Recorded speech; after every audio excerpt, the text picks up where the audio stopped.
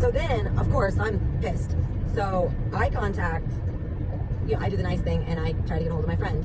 And I'm like, what the heck is going on? Like this is not, none of this happened. Well, whenever I tried to contact the office to see what was going on, I don't think anybody there, and I know for a fact the attorney had no clue. So, I mean, he honestly did an amazing job. On a side note, he did an amazing job fixing everything. He had no clue what she had done. But whenever I called the office, who knows what she had told them about me? Like I was some sort of psychopath calling. They wouldn't let me speak with anyone, and it was only the friend at the time that I could speak with. And she was being very vague about everything that was going on. Like she was not being, she was still trying to deny all of it. Like it wasn't real, but we had figured out that it was real.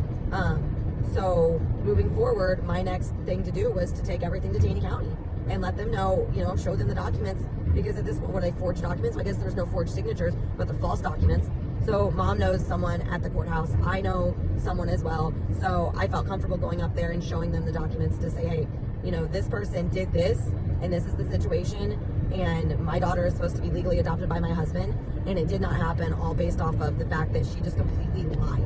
She took our money, she lied about all of the information, and she gave us documentation that we gave to other places in the state of Missouri, all lies. None of it was real, and now this is the predicament and the situation that we're in. So now, I decided after this was done, they took a copy of all of these papers and they were like, yeah, we're gonna definitely look into this and we're gonna figure out what's going on. I knew that they were gonna contact the attorney's office where she worked, but I also wanted to do my own due diligence and contact him as well.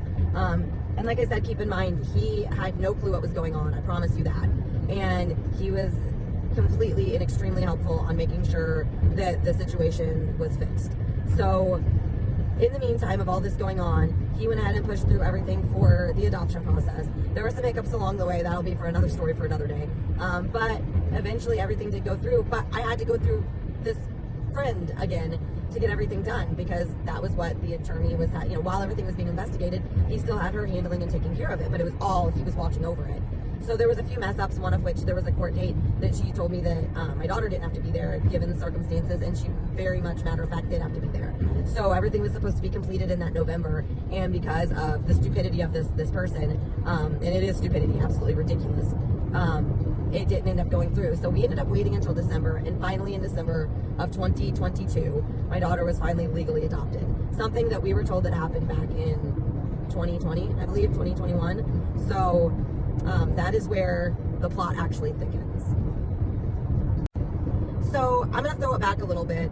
So whenever we were, friends and everything, like I said, we lived right down the way from each other. We reconnected, hadn't seen each other since school. Our families clicked, husbands got along, everything was fine. She worked for this attorney's office, and she was always super sweet and super generous with her money.